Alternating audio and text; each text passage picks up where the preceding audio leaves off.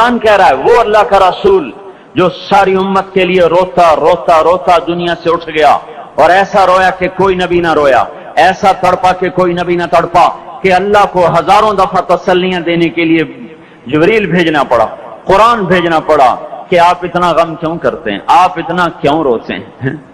ایک دفعہ میں نے وہ آیات جمع کی تھی جن میں اللہ تعالیٰ نے اپنے نبی کو تسلی دی ہے، وہ اتنی بن گئی کہ ان کو لکھنا مشکل ہو گیا میرے لیے۔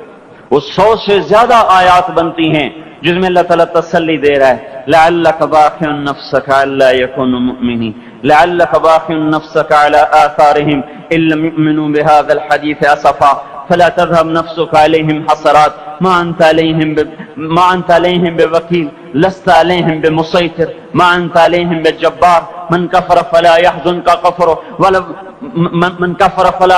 كفره ولقد نعلم انك يضيق صدرك بما يقولون۔ اس قسم کی آیات جن میں اللہ کہہ رہا ہے میرے حبیب اتنا غم نہ کر، اتنا غم نہ کر، اس قدر غمگین اپنی امت کے لیے۔ اس کے باوجود آپ کا گلہ قرآن ہی میں سن لو، جب ایسے نافرمان جو کبیرہ گناہ کرتے کرتے مر گئے، اس بددیانتی میں، شرابوں کے پینے میں، نماز کے چھوڑنے میں، کبیرہ گناہوں میں غرق ہو کے مر گئے، تو یہی اللہ کا رسول جو ہمارے لیے رویا بھی اور تڑپا بھی، یہ نا فلا تذهب نفسک علیہم حسرات، یہ آیت اس مضمون میں ایسی زبردست آیت ہے کہ اس کو اردو زبان میں منتقل نہیں کیا جا سکتا، کہ جو اللہ تعالیٰ نے آپ کے اندر کے سینے کا غم، حسرات اور فلا تذهب نفسک علیہم حسرات، ان الفاظ میں جو اللہ نے اپنے محبوب کے سینے کا غم بیان کیا ہے، اللہ کی قسم کوئی زبان اس کا ترجمہ نہیں کر۔ قیامت کے دن جب دیکھے گا ہماری نافرمانیاں تو کہے گا یا رب ان قوم اتخذوا هذا القرآن مہجورا، اے میرے مولا یہی ہے میری وہ امت جس نے میرے قرآن کو چھوڑ دیا، میرے قرآن نے پکارا مسجد میں آؤ، انہوں نے مسجدوں کی راہیں چھوڑ دیں۔ مجھے بتاؤ یہ اتنا مجمع کہاں سے آ گیا ہے؟ یہ اس میں سے 1/3 باہر سے آیا ہوگا، یہ 2/3 تو سارا گلستان کالونی کا ہے۔ ان کے قدم باقی 5 نمازوں میں کیوں نہیں اٹھتے؟ یہ کہاں چلے جاتے ہیں؟ کیا یہ اللہ کی دھرتی پہ 8 دن نہیں رہتے؟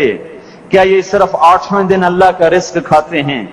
کیا یہ صرف 8ویں دن اللہ کا پانی پیتے ہیں؟ کیا یہ صرف 8ویں دن اللہ کی ہوا کے ٹنوں ٹن اپنے پھیپھڑوں میں لے جاتے ہیں؟ کیا یہ صرف 8ویں دن اللہ کے دیے ہوئے نور سے دیکھتے ہیں؟ کیا یہ صرف 8ویں دن اپنے کانوں سے سنتے ہیں؟ کیا یہ صرف 8ویں دن اپنے جسم کی نعمتوں سے فائدہ اٹھاتے ہیں؟ کیا یہ صرف 8ویں دن سورج کی روشنی سے نفع اٹھاتے ہیں؟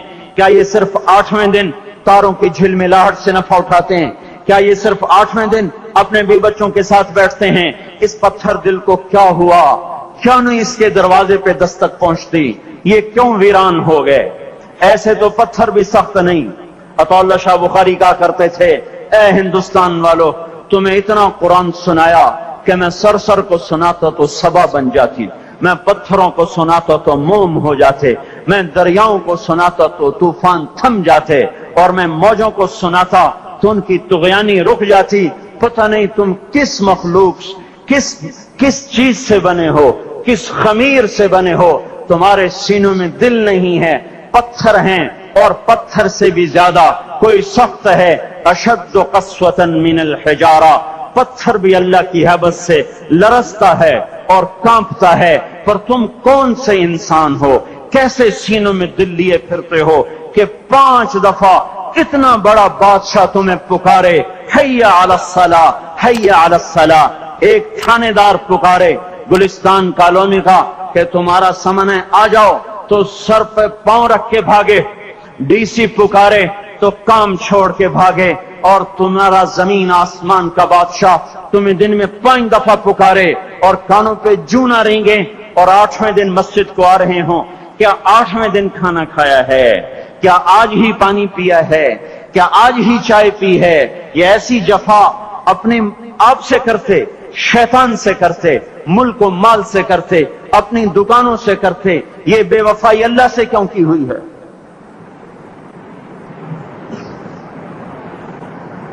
جس زمین پہ سجدہ نہ ادا ہو، اس سے بڑا بھی کوئی جرم ہے؟ जिना करने को गुनाह समझते हैं, नमाज का छोड़ देना जिना से बड़ा जुर्म है। रिश्वत खाने को गुनाह समझते हैं, नमाज का छोड़ देना रिश्वत खाने से बड़ा जुर्म है। कत्ल करना बड़ा गुनाह समझते हैं, नमाज का छोड़ देना कत्ल से बड़ा जुर्म है। सजदे ही का तो इनकार किया था शैतान ने कोई जिना किया था, कोई कत्ल किया था, कोई शराब पी थी, कोई जुआ खेला था, क्या किया था, कोई शिर्क किया था। शैतान सजदे का इनकारी हुआ।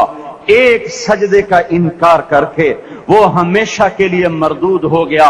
उस मुसलमान को होश नहीं है जो रोजाना दिन में 5 दफा 20 सजदों का इनकार किए बैठा हुआ है, और फिर आराम से रोटी खाता है, आराम से चाय पीता है, और आराम से कह कहे लगाता है, और आराम से अखबार पढ़ता है, आराम से बीवी के पहलू में लेटता है। एक सजदे का इनकार होकर शैतान हमेशा के लिए मरदूद हुआ। जिसने फजर का इनकार किया सजदों का, फिर जोहर के सजदों का मजाक उड़ाया, फिर असर का मजाक उड़ाया, फिर मगरिब और इशा का मजाक उड़ाया। घर में नमाज पढ़ना भी चलो ना पढ़ने से तो बेहतर है, पर यह भी नमाज का मजाक ही है। और 8वें दिन सर पे टोपी रख के आया। 8 दिन जिसने इतने सजदों का इनकार किया, वो इस बात से नहीं डरता कि कहीं अल्लाह उसे मरदूद न कर दे। तो क्या होगा उस दिन जब जिन बच्चों की खातिर या जिस नफ्स की खातिर अल्लाह के बगावत की कि उठा नहीं जाता, आया नहीं जाता, गर्मी बड़ी है, सर्दी बड़ी है, अंधेरा बहुत है। क्या कब्र के अंधेरे याद नहीं हैं? क्या कब्र की गर्मी याद नहीं है? क्या जहन्नुम की आग भूल गए? क्या जहन्नुम के अजाब भूल गए? क्या जन्नत की नेमतें भूल गए? वो अल्लाह का कलाम भूल गए, वो अल्लाह का दीदार भूल गए, वो अल्लाह से मुलाकात भूल गए, वो महबूब खुदा की महफिल भूल गए। ये कैसा इस्लाम है? ये कैसे पत्थर दिल हैं जो कमाने में तो ऐसे मस्त हुए कि होश नहीं, और जब अल्लाह बुलाए तो ऐसे गाफिल हो जाएं। ना बूढ़े पर जूरेंगे, ना जवान को होश आए, ना किसी औरत को होश आए, ना किसी मर्द को होश आए, ना बाजार बंद हो।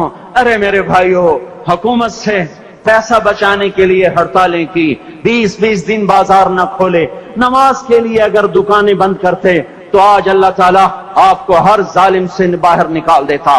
कोई जालिम ना आपके माल पे हाथ डालता, ना आपकी इज्जत व आबरू पे हाथ डालता। दिन दहाड़े डाके पड़े, क्यों पड़े? कि हम बागी हो गए, हमने अल्लाह से बगावत कर दी। क्या जुमे के दिन सिर्फ अल्लाह बुलाता है? ये जुमे में इतने क्यों आते हैं और बाकी दिनों में क्यों नहीं आते? ये कैसी वफा है?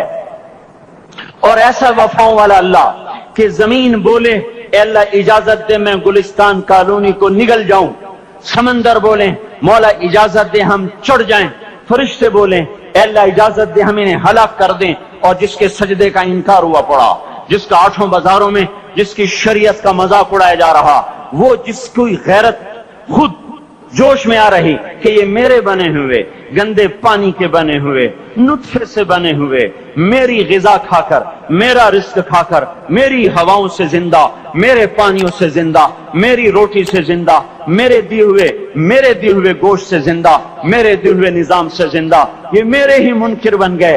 1500 रुपए का मुलाजिम आपको चाय की प्याली न दे तो आप कहते चल छुट्टी कर, हम कोई और रखेंगे। और जिसने इतना बड़ा वजूद बख्शा, आंखों में चराग जलाए, कानों में फोन लगाए, दिमाग में बर्फ की रौएं दौड़ाई, दिल को धड़काया, सारे बदन के तक खून पहुंचाने का निजाम चलाया, फेफड़ों की फैक्ट्रियां चलाई, रगों में खून पहुंचाया, हड्डियों को गिजा पहुंचाई और आंखों को गिजा पहुंचाई, बालों को गिजा पहुंचाई, जबान को बोलने की ताकत दी, दांतों को काटने की ताकत दी, दो वहां नालियां लगाई, सांस की अलग कर दी और मैदे की अलग कर दी, और वहां पर्दा लगाया जो गिजा मुंह में जाए तो मैदा खुल जाए और फेफड़े की तरफ जाने वाली नाली रुक जाए। जो अल्लाह इतनी हिफाजत करे कि आपका लुकमा आपके मैदे में जाए, वो दो ही तो यूं साथ हैं, बिल्कुल यूं एक साथ। और वो अल्लाह इतनी ताकत वाला कि सांस की नाली बंद करे और मैदे की नाली का मुंह खोले और गिजा को मुंह में से गुजार कर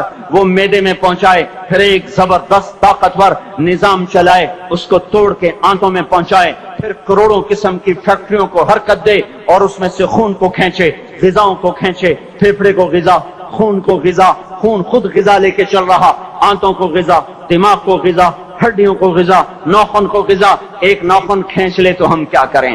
کیا میرے مولا کا نظام ہے؟ یہ ہمارا قبرستان ہے، مردہ سیل باہر نکل رہے اور ناخن کی شکل میں باہر آ رہے، پھر آگے جا کے اور سخت ہو رہے، تھوڑا سا ناخن زیادہ کٹ گیا، سارا دن سی سی کرتا ہے، سارا دن ہائے ہائے کرتا ہے، یہی ناخن میرا رب کھینچ لے تو ہم تو ایک ناخن کا شکر ادا نہیں کر سکتے۔ یہ جوڑ بنا دیے، سیدھا کر دے تو ہم اسی کا شکر ادا نہیں کر سکتے۔ میرے بھائیو، یہ سب کچھ کر کے پھر ہم اللہ کے باغی ہو جائیں، ہے کوئی عقل میں آنے والی بات؟ ہے کوئی سوچ بچار کی بات کہ 1500 صرف دیے اور اس نے چائے کی پیالی نہ دی تو نکال دیا، اس نے گاہک کو ڈیل نہیں کیا تو نکال دیا، اور یہ وجود کہاں سے خرید کے لائے؟ یہ زمین کس نے بچھا کے دی؟ والارض وضعها للانام، اے میرے بندو میں نے ہی تو تمہیں بنا کے دی۔ فاکہۃ، دیکھو میں نے تمہارے لیے پھل نکالا، والحب ذو العصف والریحان، میں نے ہی تمہارے لیے غلہ بھی بنایا اور بھوسا بھی بنایا۔ فبأي آلاء ربكما تكذبان، میری کیوں نعمتوں کو جھٹلاتے ہو؟ کیوں میرے باغی بنتے ہو؟ کس کس کا انکار کرتے ہو؟ دیکھتے نہیں ہو رب المشرق والمغرب، رب المشرقین والمغربین، میں تمہارے مشرق کا بھی رب ہوں، مغرب کا بھی رب ہوں، شمال کا بھی رب ہوں، جنوب کا بھی رب ہوں۔ فبأي آلاء ربكما تكذبان، پھر بھی تم میرے باغی ہو گئے، پھر بھی مجھے میری نعمتوں کو جھٹلاتے ہو۔ خلق الانسان من صلصال کالفخار وخلق الجان من مارج من نار، تمہیں مٹی سے بنایا، جن کو آگ سے بنایا۔ میری فبأي آلاء ربكما تكذبان، کیوں مجھے جھٹلاتے ہو؟ کیوں میری نعمتوں کا تم انکار کرتے ہو؟ تمہیں پتہ نہیں ہے کہ میں نے دو پانی سے لائے، ایک کڑوا ایک میٹھا، بینہما برزخ، ان میں پردہ لگایا، لا یبغیان، تاکہ کڑوا پانی میٹھے میں نہ چلا جائے۔ اگر میں پردہ ہٹا لوں تو کڑوا میٹھے میں چلا جائے تو پھر نہ کوئی تمہیں حکومت کا پانی میٹھا ملے، نہ زمین کا پانی میٹھا ملے۔ فبأي آلاء ربكما تكذبان، تم دیکھتے نہیں ہو تمہاری کشتیاں میرے اتنے بڑے سمندر میں آرام سے کراچی سے چل کر نیو یارک تک چلی جاتی ہیں، اور میں طوفانوں کو روکتا ہوں، موجوں کی لگام کو لگام دیتا ہوں، پانی کو تھام کے رکھتا ہوں کہ تمہارے تنکوں جیسے جہاز میرے ایسے محیط اور خوفناک سمندروں پر ایک کنارے سے چل کر دوسرے کنارے تک چلے جاتے ہیں۔ فبأي آلاء ربكما تكذبان، تمہیں پتہ نہیں ہے تم سب مر جاؤ گے اور تمہارا رب ہمیشہ باقی رہے گا۔ فبأي آلاء ربكما تكذبان، تمہیں پتہ نہیں ہے کہ ہر روز اس کی شان جدا ہے، كل يوم هو في شأن۔ فبأي آلاء ربكما تكذبان، نہیں سنتے ہو سنفرغ لكم أيها الثقلان، پھر سن لو میں ان قریب تمہارے لیے حساب کتاب کا نظام چلانے والا ہوں، اور میں ان قریب تمہارے لیے فارغ ہونے والا ہوں۔ فبأي آلاء ربكما تكذبان، کیوں جھٹلاتے ہو؟ کیوں باقی بنتے ہو؟ اے انسان ہوش میں آ، اے جنات ہوش میں آ، تمہیں اپنے رب کے نظام کا پتہ نہیں ہے کہ اس نے جہنم کو بنایا ہوا ہے، اور وہ دن تمہیں یاد نہیں ہے کہ آسمان وردتن کالدہان، اور یرسل علیکما شواظ من نار ونحاس فلا تنتصران، تم میں آگ کی مار، تمہیں پانیوں کی مار، تمہیں جہنم کی مار کوئی بچا سکتا ہے؟ فبأي آلاء ربكما تكذبان، تمہیں پتہ نہیں ہے کہ اس دن مجرمین پہچانے جائیں گے، ان کے چہرے کالے ہوں گے، آنکھیں کیری ہوں گی، ہاتھ بندھے ہوں گے، پاؤں جکڑے ہوں گے، گردن میں توق ہوں گے۔ فبأي آلاء ربكما تكذبان، تمہیں پتہ نہیں میری دوزخ بھڑک رہی ہے۔ درخت، لیکن انس رضی اللہ تعالیٰ عنہ کا باغ سال میں 2 دفعہ پھل دیتا تھا، وہ گرمی میں بھی پھل لیتا تھا، سردیوں میں بھی پھل لیتا تھا، نہ ٹیکنالوجی تھی، نہ سائنس، نہ کچھ، صرف اللہ کے نبی کی دعا تھی کہ یا اللہ اس کے رزق میں برکت عطا فرما۔ تو ان کے پھل سال میں 2 دفعہ آتے تھے۔ وہ کھجور تو ویسے ہی بہت دیر کے بعد پھل لیتی ہے۔ سلمان فارسی آئے کہ یا رسول اللہ آزادی تو ملی پر نہ ملنے کے برابر۔ کا کیوں؟ کہ وہ یہودی نے کہا ہے 100 پودے کھجور کے لگاؤ، جب وہ پھلدار ہو جائیں پھر تمہیں آزاد کروں گا۔ اب کھجور جلدی پھل لینے میں آ جاتی ہے، وہ تو وہی دور تھا جو پرانے زمانے کی کھجوریں تھی جو چڑھ کوئی 10 سال کے بعد پھل دینا شروع کرتی تھی۔ تو میری آزادی تو پھر نہ ہونے کے برابر۔ اچھا چلو مجھے لے چلو۔ 3-4 سال پہلے وہ جگہ میں دیکھنے گیا تھا جہاں وہ باغ تھا، انہوں نے باڑ لگائی ہوئی ہے اس کے چاروں طرف، باغ تو نہیں ہے، وہ خالی جگہ پر ہے وہاں موجود. تو آپ نے کھجور اٹھاتے اور لگا دیتے، کھجور اٹھاتے لگا دیتے. سال کے اندر اندر ساری کھجوریں بڑھ کے پھل دینے لگے. صرف 1 سال ایک کھجور اٹک گئی. یا رسول اللہ ایک کھجور نہیں اٹکی. کیا ہوا؟ تو حضرت عمر بولے یا رسول اللہ وہ میں نے لگائی تھی. کہ تیرا بڑا تو نے کیوں لگائی تھی؟ پھر آپ تشریف لے گئے، پھر آپ نے اپنے ہاتھ سے لگایا، سال کے اندر وہ پھلدار ہو گئی. اب یہاں ساری سائنس بھی فیل ہے، ٹیکنالوجی بھی فیل ہے. انتم تزرعونہ ام نحن الزارعون، تم اگاتے ہو کہ تمہارا اللہ اگاتا ہے، تم زراعت کرتے ہو کہ تمہارا اللہ کرتا ہے. زراعت کو پانی کے ساتھ جوڑا ہے تو اللہ تعالیٰ فرمایا افرأیتم الماء الذی تشربون انتم انزلتموہ من المزن ام نحن المنزلون، یہ پانی تم بارش کا برساتے ہو کہ تمہارا اللہ برساتا ہے. بارش نہ ہو تو آپ مجھ سے زیادہ جانتے ہیں کہ زمین کا پانی، دریاؤں کا پانی وہ تاثیر نہیں رکھتا جو اللہ نے بارش کے پانی میں تاثیر رکھی. زندگیوں کو زندگی مل جاتی ہے. وَتَرَى الْأَرْضَ حَامِدًا وَتَرَى الْأَرْضَ خَاشِعًا، 2 لفظ قرآن استعمال کرتا ہے. زمین کو دیکھو وہ ایسے پھٹی پڑی ہوتی ہے، حامدہ، اس کا ظاہر ختم ہو چکا ہوتا ہے. وَتَرَى الْأَرْضَ خَاشِعًا، اندر باہر سے زمین برباد ہوتی ہے. تو پھر ایک دم اللہ تعالیٰ آسمان سے پانی برساتا ہے.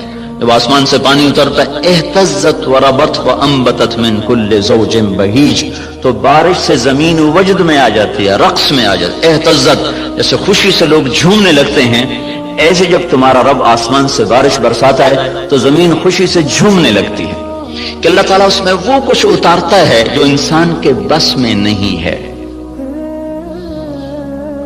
تو زراعت کے نیچے پانی کو اللہ تعالیٰ لے کر آئے کہ یہ تم نے اتارا کہ تمہارے رب نے اتارا.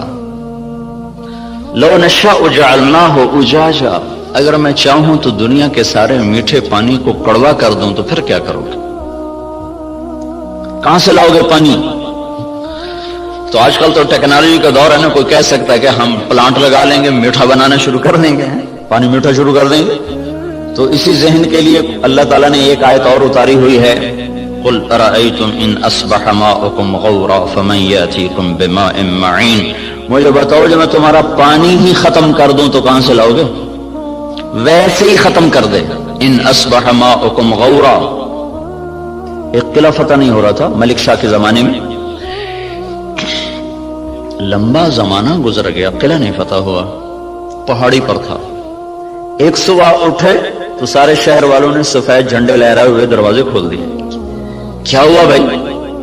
رات کو نظام الملک جو وزیر تھا، وزارت کے لحاظ سے شہرت پانے والوں میں اسلامی تاریخ میں نظام الملک کا نام قیامت تک رہے گا.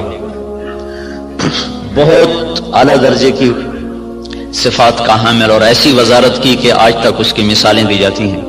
وہ سالار لشکر تھا. جب وہ تنگ آ گیا نا تو اس نے رات کو اٹھ کے دعا کی، یا اللہ ہم سے نہیں فتح ہو رہا، تو راستہ کھول دے. صبح قلعے کے دروازے کھول کے لوگ نیچے اتر آئے، کہا یہ ہم ہتھیار ڈالتے. کیا ہوا؟ کہ رات میں سارے شہر کا پانی خشک ہو گیا، ایک قطرہ پانی کوئی نہیں، ایک بوند پانی کوئی نہیں. دھس ان اصبح ماؤکم غورا، پانی کو دھسا دوں، کہاں سے لاؤ گے؟ اور دھنسے کو نکال دیں. حدیبیہ پر جب پہنچے 1400 آدمی، کنواں خشک، وہ پانی ختم. وہ تو حادثہ پیش آ گیا کہ انہوں نے اندر جانے سے روک دیا، وہ تو مکے جانے کی تیاری کر آئے تھے، راستے میں روک دیے گئے، پانی ختم ہو گیا. تو یا رسول اللہ پانی ختم ہے، کیا کریں؟ تو آپ نے کہا کوئی تھوڑا بہت ہو تو لاؤ.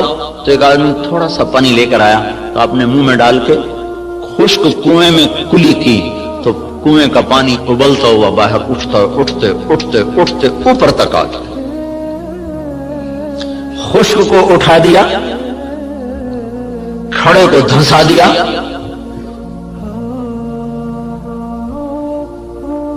ایک شخص جا رہے ابو الحسن نام مجھے پوری طرح یاد نہیں، راستے میں تھے جنگل میں، پیاس لگی، پانی کی تلاش میں کنویں پر پہنچے.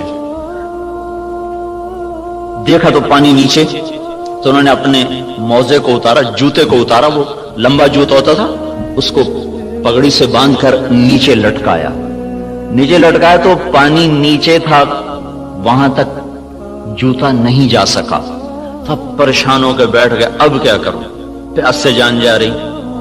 اتنے میں کہ ہرن دوڑتا ہوا آیا، اس نے آ کر تیزی کے ساتھ پہلے یوں نیچے نظر دوڑائی تو پانی بہت نیچے، پھر سیدھا ایسے آسمان کو دیکھا، ایسے یوں دیکھنا تھا کہ پانی فوارہ مارتا ہوا منڈیر کے ساتھ آ کے لگ گیا۔ تو اس نے پیا، انہوں نے بھی پیا، تو ان کو دل میں خیال آیا یہ کیا چکر ہے، یہ جانور اس کے لیے اتنا اکرام اور میں انسان اور ایمان والا، میرے لیے تو یہ ہوا نہیں، جانور کے لیے یہ ہو گیا۔ تو ایک آواز سنی تو رسی اور ڈول کے سہارے ڈھونڈتا رہا، اس نے سیدھا اپنے رب کو پکارا، اللہ پکارنے والوں کی ایسے ہی سنتا ہے۔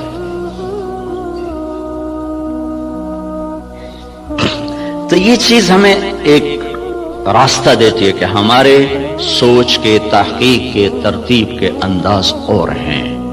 اللہ تعالیٰ جن چیزوں کو ہمارے اوپر لازم کرے گا انہیں ہمیں کرنا ہوگا۔ نماز اذان کے بعد بھی ڈاکٹر صاحب دفتر میں بیٹھے ہوں، ریسرچ کر رہے ہوں، تو یہ ساری ریسرچ زہر حلاحل ہے، اب اس کا انسانی خدمت سے تعلق ختم ہو چکا ہے۔ اللہ کی ندا کے بعد بھی تحقیق چل رہی ہو، اللہ کی صدا کے بعد بھی دفتر چل رہا ہو، تو یہ ساری برکتیں اپنے ساتھ لے کے چلا جائے گا۔ اب ہمارے لیے حکم ہے بند اذان باہر دینے کا حکم ہے۔ مسجد کے اندر اذان دینا مکروہ ہے، باہر۔ بلال رضی اللہ تعالیٰ عنہ مسجد کے ساتھ ایک کوٹھا تھا، ایک صحابی کا گھر تھا، اس کی چھت پہ چڑھ کے اذان دیا کرتے تھے کہ اذان باہر کی زندگی کو معطل کرنے کے لیے ہے اور مسجد کی زندگی کو آباد کرنے کے لیے ہے۔ حی علی الصلاۃ کے بعد اب نہ کوئی دکاندار، نہ کوئی تاجر، نہ زمیندار، نہ کوئی مرد، نہ کوئی عورت، جو جہاں پر ہے اسے حکم ہے کہ ہاتھ اٹھا لے اور چلے اس رب کی طرف جو کہہ رہا ہے حی علی الصلاۃ، آؤ نماز کی طرف۔ یہاں کیا ملے گا؟ یہاں تو ہم بہت کچھ کام کر رہے ہیں، لوگوں کی خدمت کر رہے ہیں، ریسرچ کر رہے ہیں، یہاں کیا ملے گا؟ تو اس سوال کا جواب اگلے دو جملوں میں دیا گیا، حی علی الفلاح، آؤ یہیں سے کامیابی ملے گی۔ میں چند دن پہلے گیا تھا، ذرا یونیورسٹی وائن کو قصہ سنایا تھا، ابن سینا رحمت اللہ علیہ، وہ طب کی دنیا میں یعنی نبی کہلاتے ہیں کہ ان پر طب کا الہام ہوتا تھا۔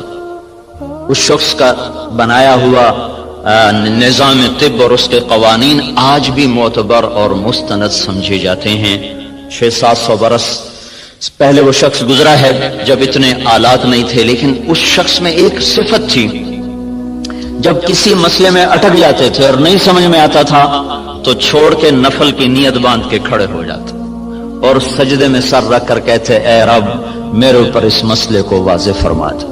سجدے میں پڑھ نفل کی نیت باندھ کے سجدوں میں سر رکھ، اے میرے رب میں جاہل ہوں، میرے اوپر اس چیز کو منکشف فرما۔ پھر 1 دفعہ 2 دفعہ 3 دفعہ کرتے کرتے کرتے کرتے مانگتے مانگتے کا وہ چیزیں ان پر کھلتی تھیں، اور ایسا وہ لوگوں کو فن دے کر گئے ہیں کہ آج بھی ان کے فن کو تسلیم کیا جاتا ہے، اتنی تحقیقات کے باوجود بھی۔ تو آپ بھائی بہت بڑے کام میں لگے ہوئے ہیں، بہت بڑی ضرورت پوری کرنے میں لگے ہوئے ہیں۔ زراعت فرض کفایہ ہے، تجارت جائز ہے، تجارت کرنا جائز اور زراعت کرنا فرض کفایہ۔ اگر لوگ تجارت چھوڑ دیں تو گناہگار نہیں ہوں گے، لیکن اگر سارا طبقہ زراعت چھوڑ دے تو گناہگار ہو جائیں گے۔ علامہ خزائی رحمت اللہ علیہ نے لکھا ہے کہ زراعت کے چھوڑ دینے سے لوگ گناہگار ہو جائیں گے، یہ فرض کفایہ، جیسے جنازہ سارے چھوڑ دیں تو مجرم ہو جائیں گے، تو زراعت فرض کفایہ ہے۔ بہترین مال وہ پالتو گھوڑا ہے اور قطاروں میں لگے ہوئے درخت ہیں۔ قطاروں میں لگے ہوئے درخت سے مراد باغ ہے۔ سب سے بہترین رزق جو اللہ تعالیٰ کسی کو دیتا ہے وہ گھوڑا اور باغ ہے۔ اور آپ نے فرمایا جب اللہ تعالیٰ نے معیشت کو اتارا، معیشت کو جب آسمان سے اتارا تو برکت کو کھیتی اور بکریوں میں رکھ دیا۔ جب اللہ تعالیٰ نے معیشت کو آسمان سے اتارا تو برکت کو کھیتی اور بکریوں میں رکھ دیا. سعد بن معاذ رضی اللہ تعالیٰ عنہ تشریف لائے تو آپ نے دیکھا ان کے ہاتھوں پر وہ کسی چلانے کے نشان پڑے ہوئے تھے. تو آپ نے کہا سعد کیا ہے یہ؟ کہا جی یہ کسی کے نشان ہے، میں زمین کھودتا ہوں، گوڑی کرتا ہوں. گوڑی کرتے نا اس زمانے میں ہاتھوں سے کرنا، یا رسول اللہ وہ میں خود کرتا ہوں، اس کے کرنے کی وجہ سے یہ میرے نشان پڑ گئے ہیں، بچوں کی روٹی کماتا ہوں. تو آپ نے ان کا ہاتھ لے کر ایسے چوما اور کہا اس ہاتھ پر جہنم کی آگ حرام ہے.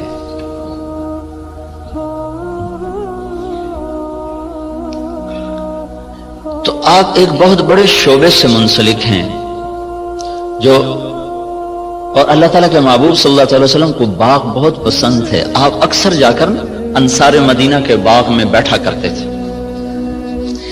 معاویہ رضی اللہ تعالیٰ عنہ سے کسی نے پوچھا، ایک بدو سے پوچھا تجھے کون سا مال پسند ہے؟ کہنے لگا چشمہ ہو عین خوارہ وعرض خرارہ، چشمہ ہو ابلتا ہوا، زمین ہو سرسبز، او نعجۃ صفراء فی قطعۃ خضراء، یا بکریاں ہوں اور ساتھ سرسبز چراگاہ ہو، یا کھجوروں کا باغ ہو اور اس کی چھاؤں ہو.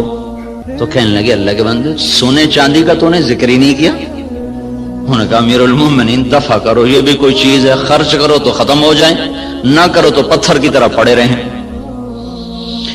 تو اللہ تعالیٰ کے محبوب صلی اللہ تعالی علیہ وسلم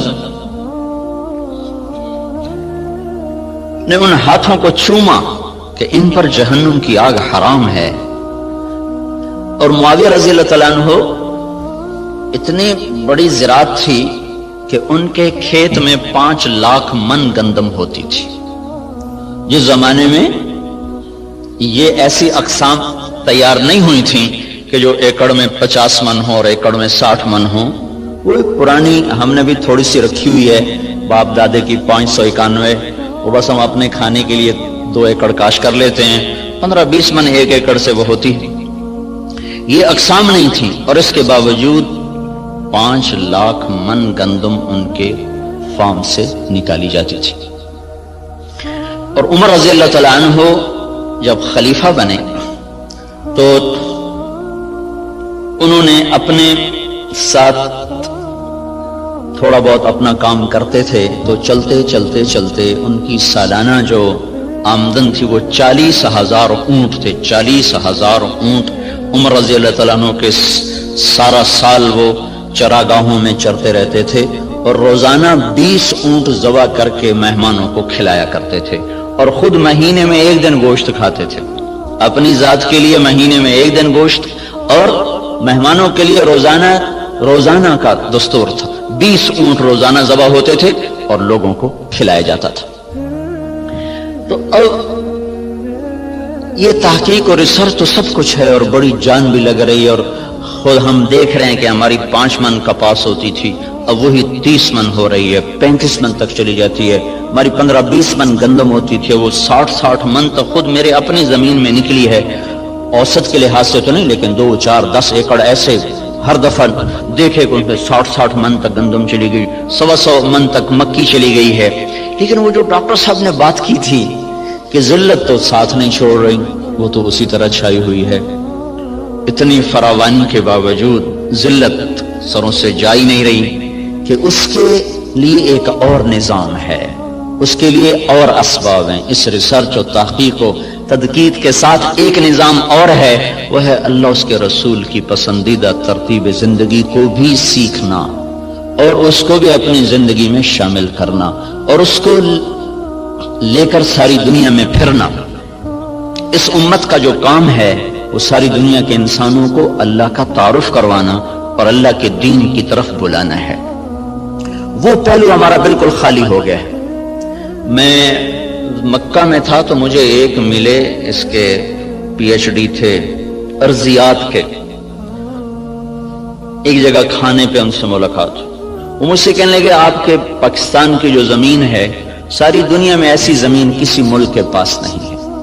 جو اللہ تعالیٰ نے قدرتی اس کے اندر صفات رکھی ہیں دنیا کے کسی خطے میں یہ صفات موجود نہیں۔ میں نے کہا آپ کی بات درست ہے، لیکن ایک اور ہمیں وائرس لگ گیا ہے جس نے ہماری ہر شے کو برباد کر دیا ہے، وہ بددیانتی اور خیانت کا وائرس ہے جو جان ہی نہیں چھوڑ رہا۔ امریکن سنڈی بھی مر گئی اور کپاس کے وائرس کا بھی علاج ہوگا۔ تو بیوٹی کپاس میں نے اس دفعہ 10 ایکڑ کاشت کی تجربے کے طور پر، جس پر سنڈی ویسے ہی نہیں آتی، وہ نہیں آئی، ہم نے 10 ایکڑ کاشت کیا تجربے کے طور پر، اس پر سارے سیزن میں کوئی سنڈی کا اٹیک نہیں ہوا سوائے لشکری سنڈی کے۔ تو وائرس کا بھی کنٹرول ہو گیا، سنڈیاں بھی کنٹرول ہو گئیں، لیکن یہ جو بددیانتی کا وائرس لگا ہے یہ مصیبت خانہ بڑھتا ہی جا رہا ہے، بڑھتا ہی جا رہا ہے۔ جب تک یہ اندر سے نہیں نکلے گا اللہ تعالیٰ کی نظروں سے ہم گرتے رہیں گے، گرتے رہیں گے، گرتے رہیں گے۔ کہ محبوب پاک صلی اللہ تعالی علیہ وسلم کا ارشاد ہے اذا اتخذ الفیء دولا، جب میری امت میں حکومت کے افسران بددیانت ہو جائیں گے اور حکومت کے خزانے کو خود لوٹنا شروع کر دیں گے، والامانۃ مغنما، اور عوام الناس بھی بددیانت ہو جائیں گے، جس کے پاس امانت رکھی جائے گی وہ کھا جائے گا، والزکاۃ مغرما، اور مالدار لوگ بخیل ہو جائیں گے اور زکوٰۃ دینا چھوڑ دیں گے، وتعلم لغیر الدین، اور جب میری امت کے علماء کا رخ اللہ کی طرف بڑھنے کی بجائے بادشاہوں کی طرف بڑھنا شروع ہو جائے گا اور علم دین کو اللہ کی بجائے دنیا کے لیے حاصل کیا جانے لگے گا، وَأَطَاعَ الرَّجُلُ زَوْجَتَهُ، اور لوگ بیویوں کے فرما بردار ہو جائیں گے، وَعَقَّ أُمَّهُ، اور ماؤں کے نافرمان ہو جائیں گے، اور ادنا صدیقہ، دوست کو دیکھ کر باہیں پھیلا کر گلے سے لگائیں گے، وَأَقْصَى أَبَاهُ، باپ کو دیکھ کر ان کو دھکا دے کے راستے سے ہٹا دیں گے، وَصَادَ الْقَبِيلَةَ فَاسِقُهُمْ، قبیلے کا سردار نافرمان ہوگا، وَأُكْرِمَ الرَّجُلُ مَخَافَةَ شَرِّهِ، ایک دوسرے کو اکرام کر کے بھی آپس میں بغض رکھا ہوا ہوگا، مسکرا کر بھی ملنا ہوگا، اندر میں نفرت بھی ہوگی، ایک دوسرے کے شر سے بچنے کی ہر ایک کی نیت ہوگی، وَكَانَ رَئِيسُ الْقَوْمِ أَرْذَلَهُمْ، بڑے بڑے کلیدی عہدوں پر نکمے لوگوں کو بٹھا دیا جائے گا، نااہل لوگوں کو بٹھا دیا جائے گا، وارتفعت الاصوات فی المساجد، مسجدوں میں لڑائیاں شروع ہو جائیں گی اور فرقہ واریت کی آگ بھڑک اٹھے گی، وظہرت القینات والمعازف، اور گانے والیاں معزز اور محترم ہو جائیں گی اور گانے والیاں عام ہو جائیں گی، اور موسیقی چاروں طرف پھیل جائے گی اور موسیقی کے آلات ہر طرف عام ہو جائیں گے، وشربت الخمور، اور شراب عام ہو جائے گی، ولبس الحریر، اور مالدار لوگ مرد ریشم استعمال کریں گے، ولان آخر هذه الامت اولها، اور اس امت کے آج کے لوگ پہلے لوگوں کو جاہل، ان پڑھ، اس قسم کے اس کے القابات سے نوازیں گے۔ جب میری امت میں یہ سب کچھ ہوگا، جب یہ سب کچھ ہوگا تو پھر کوئی دوا کارگر نہیں، کوئی طبیب کارگر نہیں، کوئی تدبیر سرے نہ پہنچے گی۔ پھر کیا ہوگا؟ فَلْيَرْتَقِبُوا عِنْدَ ذَلِكَ رِيحًا حَمْرَاءَ وَزَلْزَلَةً وَمَسْخًا وَقَذْفًا وَخَسْفًا وَآيَاتٍ مُتَتَابِعَاتٍ، پھر میری امت پر زلزلے آئیں گے، پھر میری امت پر ہوائیں پاگل بن کے ٹوٹ پڑیں گی، پھر ان کو زمین میں دھسا دیا جائے گا، پھر ان پر پتھروں کی بارش ہوگی، پھر ان پر اوپر نیچے عذاب کے کوڑے برسیں گے، اس طرح عذاب آئیں گے جیسے تسبیح ٹوٹ جائے اور اس کے دانے ٹپ ٹپ ٹپ گرتے ہیں، ایسے اوپر نیچے اللہ کی طرف سے تنبیہات کا ایک نظام چلے گا۔ جب تک ان برائیوں سے یہ نکلیں گے نہیں، اس وقت تک انہیں کوئی اللہ کے ہاں عزت نہیں دلا سکتا، نہ یہ دنیا بنا سکتے نہ یہ آخرت بنا سکتے۔ کافر اور ہم میں فرق ہے، وہ جو مرضی کریں، اگر وہ دنیا کے اسباب کو ٹھیک استعمال کر لیں گے تو اللہ ان کے حق میں نتیجہ دے دے گا۔ وہ جو مرضی کریں، شراب پئیں، زنا کریں، جو مرضی کریں، سود کھائیں، اگر انہوں نے 2 اور 2 کو جمع کر دیا تو اللہ 4 کر دے گا۔ اگر ہم کمایا